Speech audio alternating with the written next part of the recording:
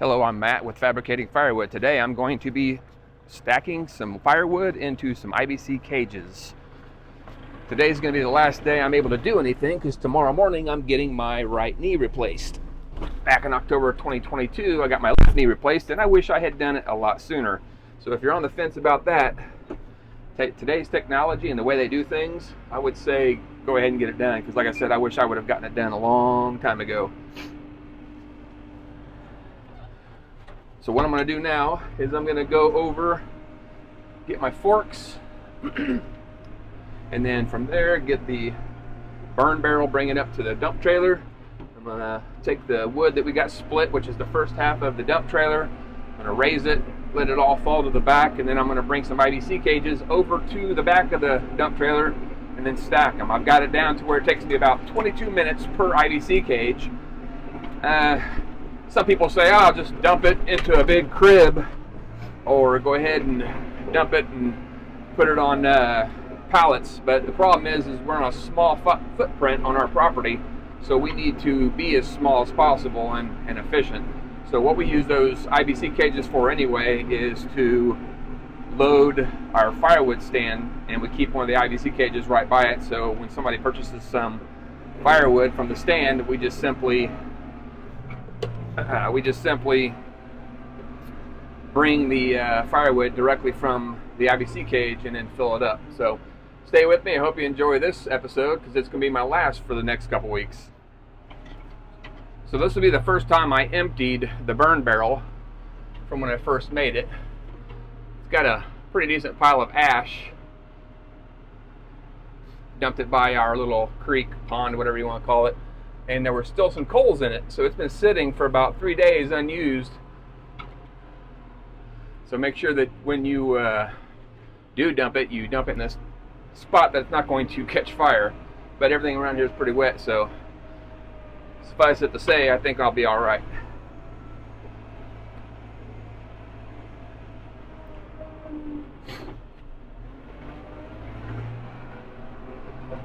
This whole area down here is really low, probably about 4 feet. So I'm going to need to build this up as well.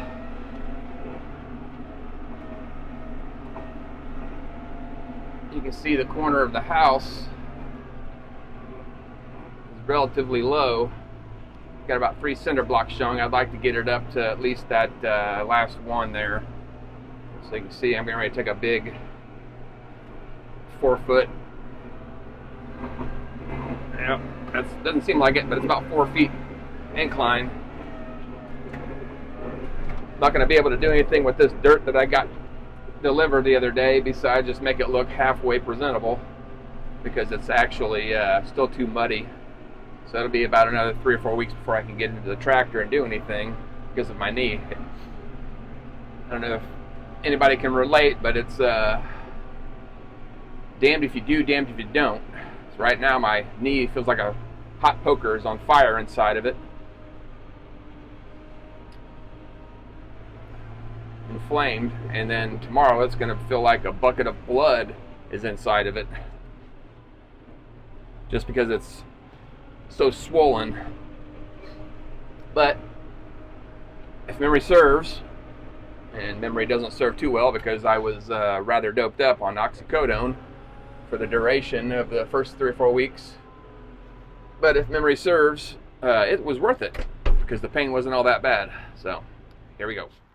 So what I've got here is about half a 14-foot dump trailer full of wood.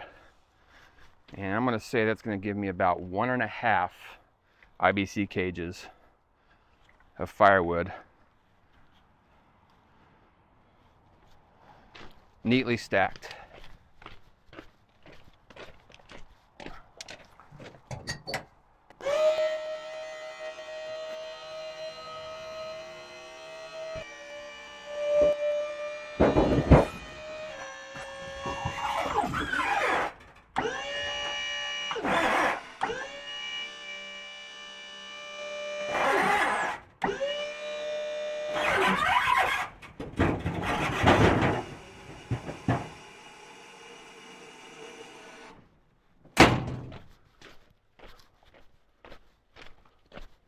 Nice. Now, if you're in the market for a dump trailer, I would say SureTrack is the way to go.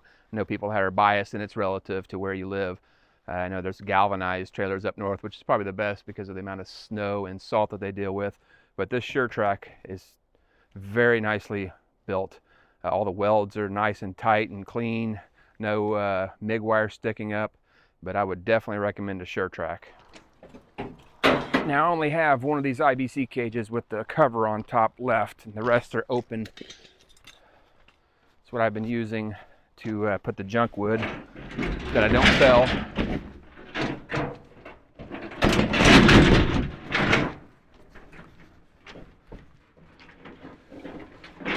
If I had more IBC cages and more room, I would most certainly just dump them in loose, but I am short on room and short on IBC cages at the moment.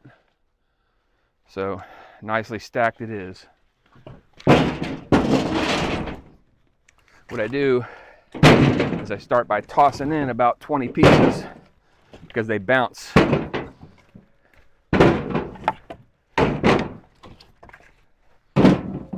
Once you get about 20 pieces or so in there, then I just go in and rearrange them to two nice rows across the bottom. And once I get that done, it doesn't bounce on the aluminum or steel, whatever it is.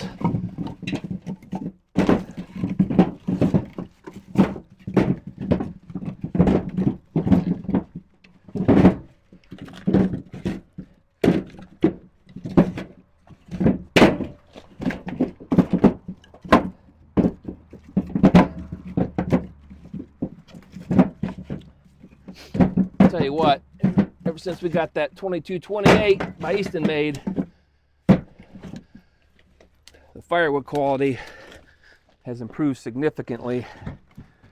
Nice square pieces. So you can see now that I've got the metal covered up, I can chuck them in there.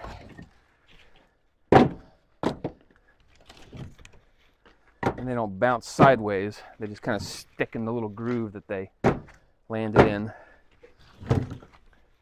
And this should take me about 22 minutes.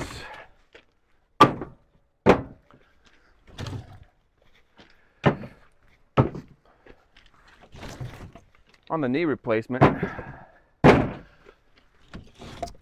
funny thing is, the human mind has the ability to forget about pain. I do know, this is probably too much information for most, but when I had my hemorrhoidectomy about 2 years ago, that was the most painful surgery I've ever had. It was 36 days of straight agony. No relief, even with oxycodone. And then one day it just stopped. The knee replacement, the majority of the pain that I felt, it was, like I said earlier, it was pressure from swelling. And the swelling you can control with ice, but the problem is the first week you can't really control it that much because you've got compression bandage or compression sock that goes up to your thigh. And you have, as well as that, an ace bandage wrapped tightly around from the top of your foot up to your crotch. So the ice really doesn't do much for it, and you can feel the heat coming off of it. And then once you take that off and you get a good look at your thigh, it looks like they cut your leg off and put it back on because they had a tourniquet on your thigh for 90 minutes. It's about how long the surgery takes. I'm actually kind of looking forward to it. Not only because of the relief that I feel with my left knee and getting it done, but more importantly, I get to relax finally for about 3 or 4 weeks before I really get into physical therapy, and I can walk around and do minor tasks. Like I could probably do this because, you know, my leg would be straight, but I can definitely stand by the Eastonmade and throw the levers while my son and my friend load the wood. So I'll be of some use, but not too much.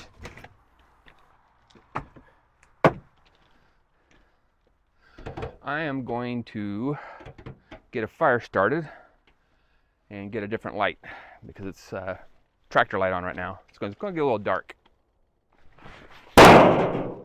So the other day, it was about 50 degrees out. Today, I think it got up to about 40, maybe 45. But since it wasn't as warm out today, it's getting colder quicker.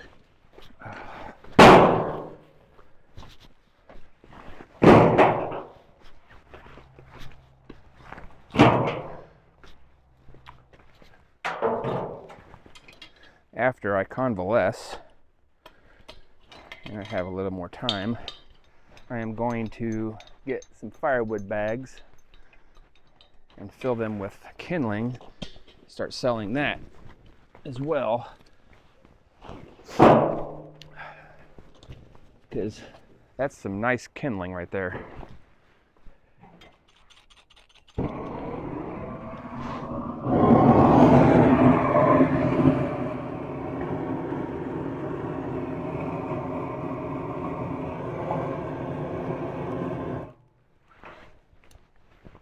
That should do it. I'm going to sacrifice a couple pieces of firewood to keep it going.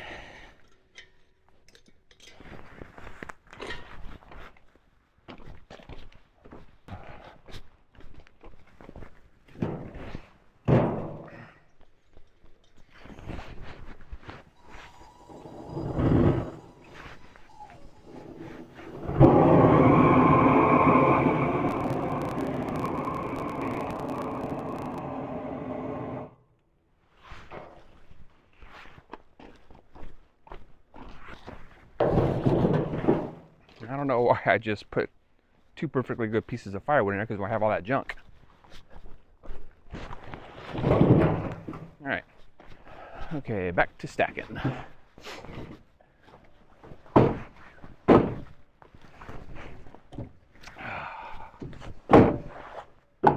Only bad thing about getting my knee replaced is that I'm not going to be able to do this for a while. And I actually enjoy doing this. It's decent exercise. Cathartic.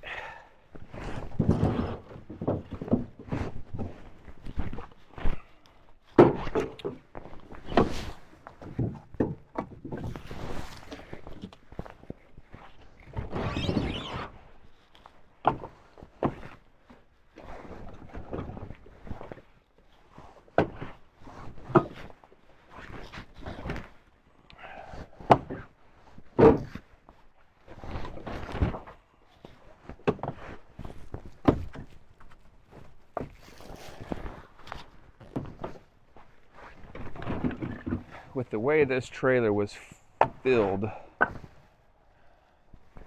8 to 12 inches above the top rail,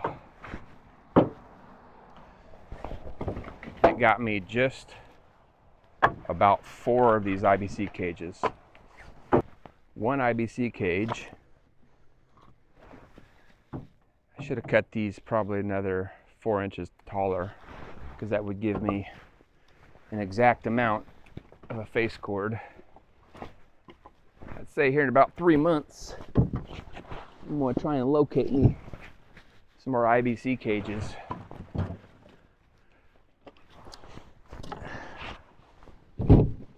Now that I have the 2228, I find myself with a surplus of firewood. Whereas before, with the split fire, I think 3403, don't quote me on that, it's the one that hooks to the back of my Kubota tractor, and it's hooked into the direct hydraulic line, not on a remote, but directly into the hydraulics from the backhoe fitting. And that thing is anemic.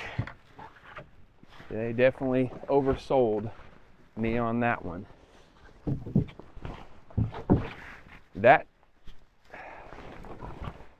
split fire that goes back and forth is great for like resplits.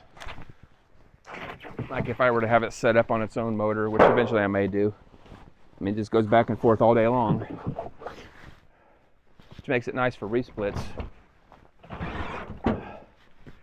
But I think what it is designed for, primarily, the best use of it is to take it up and down a fence row on a tractor, cutting trees down on the fence row, and then splitting it right there and putting it into a small tow-behind trailer so you can clean up your fence rows. But for any type of firewood production, you need to avoid it like the plague, because it is not for that. So essentially I wasted about $4,000, I think it is, after shipping and everything.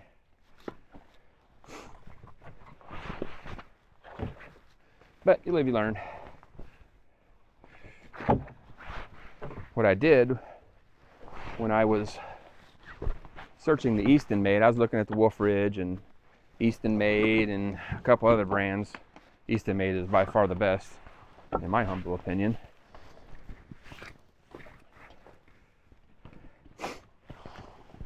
I finally decided I'm getting an Eastonmade, 100%.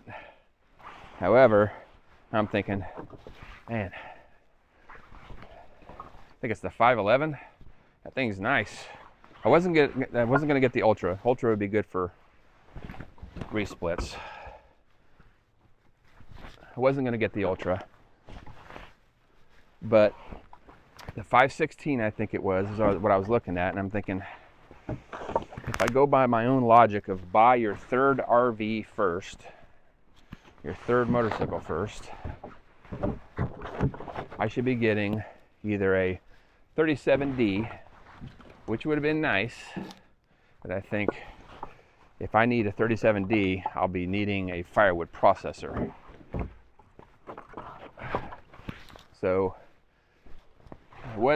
I ordered the 1222, but the more I watched 2228 videos, I felt, just watching them, that the 2228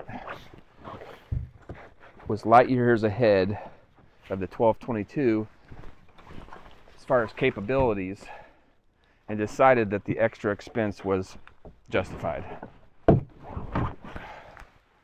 So I called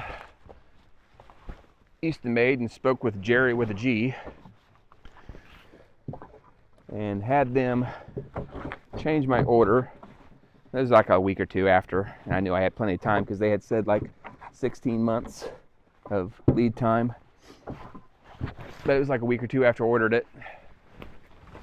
I'm like, yeah, let's get the 1222. And then back in November, early December, I think it was, no, it was January. I was thinking, man, that 37D is looking good right now. So I called and spoke with Jerry with a G, and it was going to be an extra, like $10,000. I thought to myself, yeah, if I'm going to get a 37D, I'm going to need an actual Firewood processor over a splitter, commercial splitter. So with the size I am now and the resale value of the 1222s, the 2228, and 37Ds, I wouldn't have any problem selling this if I needed to. So if my Firewood business takes off, blows up, then maybe I'll get a Firewood processor. I'm not sure if it's going to be the Eastonmade, just primarily because of the size of it, and I think that if I got a Firewood processor like Chris from In the Wood Yard, my neighbors would probably be complaining, and maybe the county would come out here and have words with me about the size of my operation. But Outdoors with the Morgans, he's doing right now, I don't know if he's testing it or he owns it, but it is a Rex. I can't remember exactly what the part number is, but it's got the big hopper that you dump the rounds into, and it's got a live feed conveyor that brings the rounds to you, and it's almost like it's a vertical wood splitter, and you just feed it in there, and it's got a conveyor that goes off and it splits the wood and then runs it up the conveyor into a pile. Now that would probably be the way I went if I got a Firewood processor, but I would have to get the blade. I think it's like a 4-way blade, box blade. I think I would probably have to get maybe small. I would definitely have to get smaller, more blades to make smaller firewood, because I don't think that I'd have to do a lot of every piece of wood I have to do resplit, because the wood is about like 5 or 6 inches by 5 or 6 inches. And for me, doing bundles and firewood stand, I don't think that's going to work. So I'm going to go ahead and move this IBC cage and put it in the stack, and then bring another IBC cage over here, and then get the rest of this done.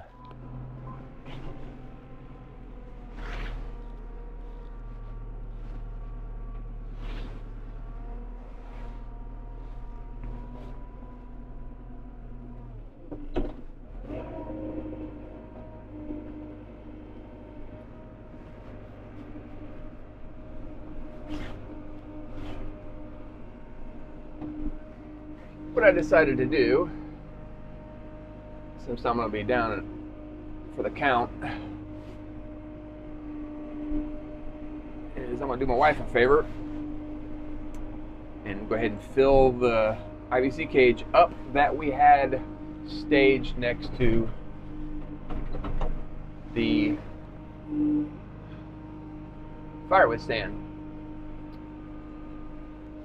So I'll definitely be able to fill this completely up, and then maybe a half of a cage without a lid on it. And I like the lids because it protects them from the rain. I always throw small pieces like this in with the wood because it's not taking up any space, and it gives the customer some free kindling. So I don't throw that away. The pieces that I'm going to end up bagging are about this size right here, which makes really nice kindling. Most of this wood is oak, Chinese elm, and cottonwood. Now that's a nice piece of oak right there.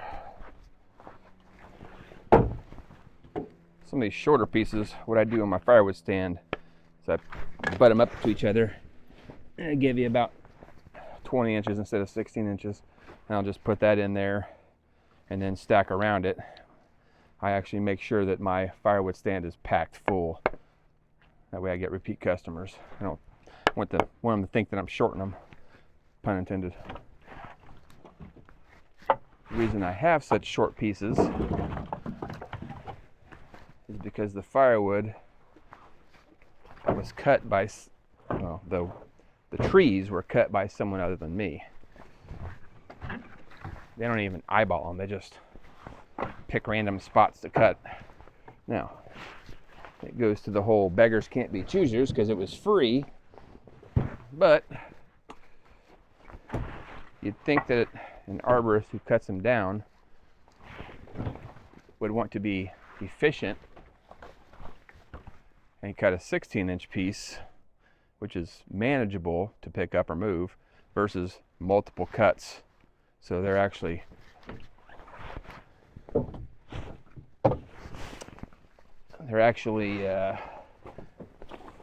spending more time cutting them into smaller pieces than I would like to have.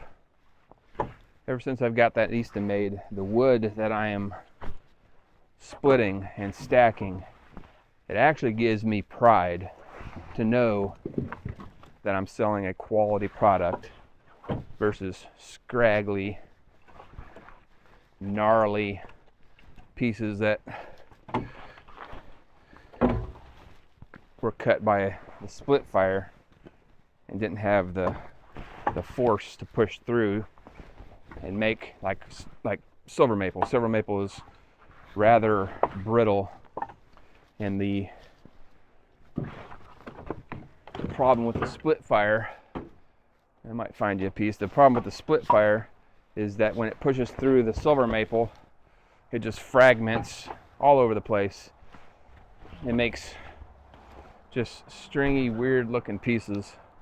But the Eastonmade, with the same silver maple and the box wedge, will brute force push through the silver maple, no matter how brittle it is, and force a shape into it, dominating the geometry of the firewood versus just going wherever the grain takes the wedge, like this. This is silver maple.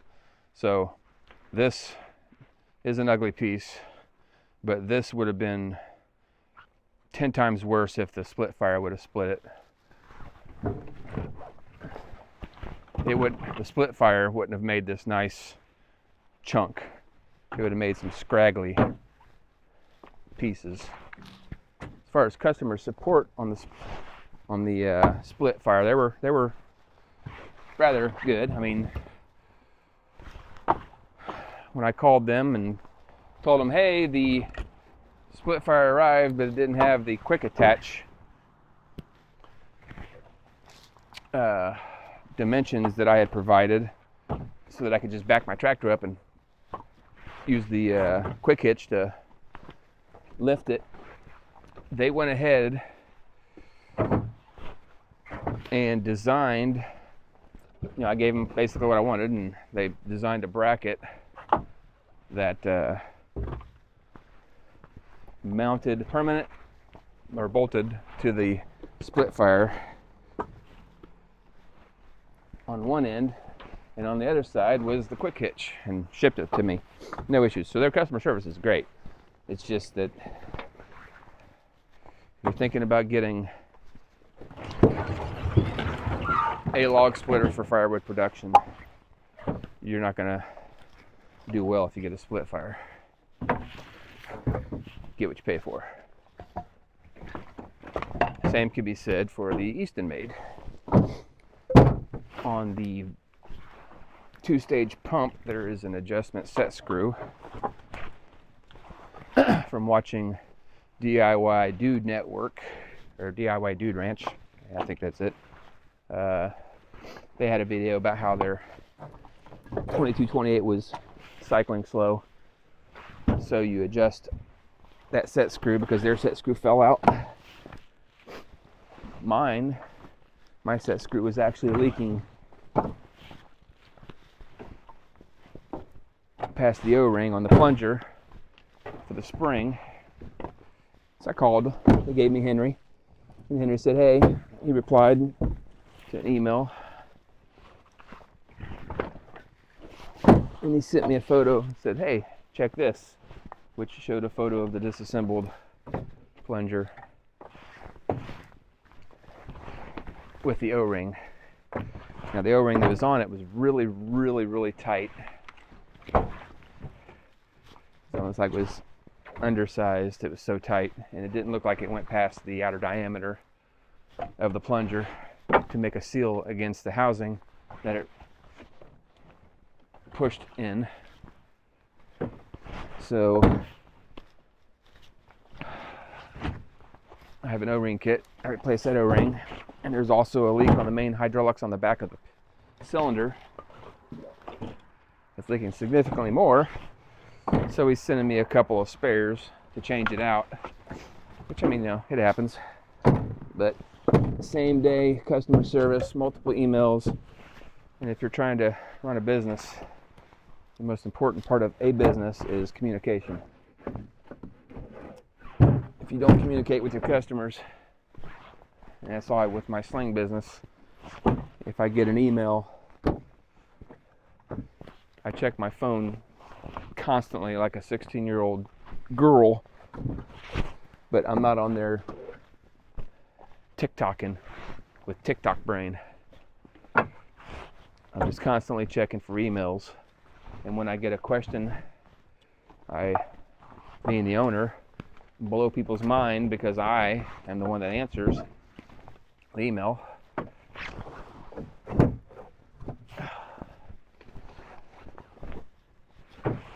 And it's usually within 15 minutes to an hour from receiving said email that I'm replying with an answer to their query. And that, in and of itself, that instant communication gets me repeat customers.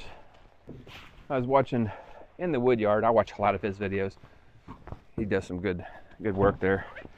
I was watching his videos, and this was probably about 2 or 3 months after I had decided and started my firewood business. He's talking about the tools to get a firewood business started and what you need. And he started with just a splitting maul and a pickup truck, and had a surplus of wood and sold it. And then his father purchased him a box store log splitter, and it just took off. And he said, I wish I would have started my firewood business way earlier. So his advice was, if you're thinking about starting a firewood business, start it 10 years ago. And I concur, because I too simply just had a surplus of firewood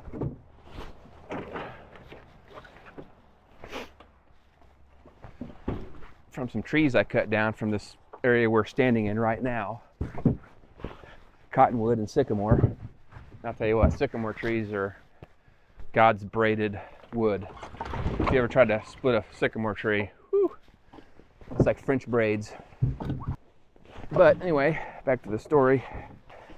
This was after I had already ordered my Eastonmade, already had my split fire, already had an MS501, or no, MS311, MS281 I think, a 501i or 500i, basically 3 steel chainsaws, and I had the old school Husqvarna, I think Rancher 455 that I've had for like 2 decades.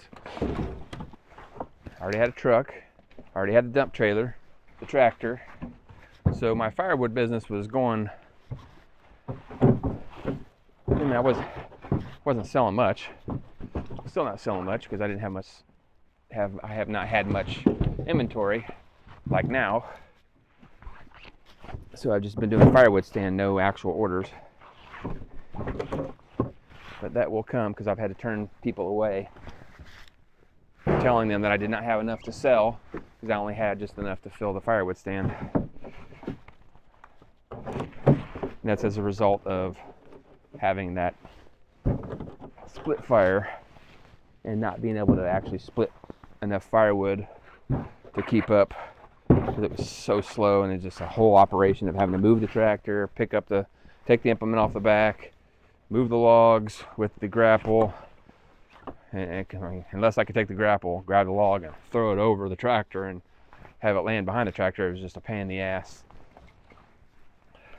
Not to mention the untold amount of hours that I put on my tractor splitting wood, fighting the wood, because it just does not want to split well. It's just not worth putting that many hours on my tractor. So, as far as if you're thinking about starting a firewood business, I do concur with Chris. Start 10 years ago. Now look at that. That right there, I don't know if you can see it or not. That right there is brute force. I think that might be Chinese elm, but it just pushed that block of wood that it's cross grain that did not want to come out The split fire would not have even split that, but it just forced, by brute force, pushed that block of wood out. Perfect piece of firewood now. That's how awesome the Eastonmade 2228 is. I could not be happier with it. Spend a majority of my time with the split fire fighting the firewood. Okay. Time to fill the cage. To me, splitting firewood, stacking firewood, burning scrap, it's not work. It's exercise. To me, it's exercise.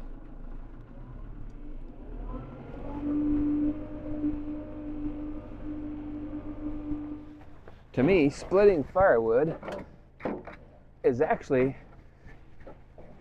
and burning the scrap is actually just as relaxing as sitting around a fire ring and just having a nice, relaxing fire.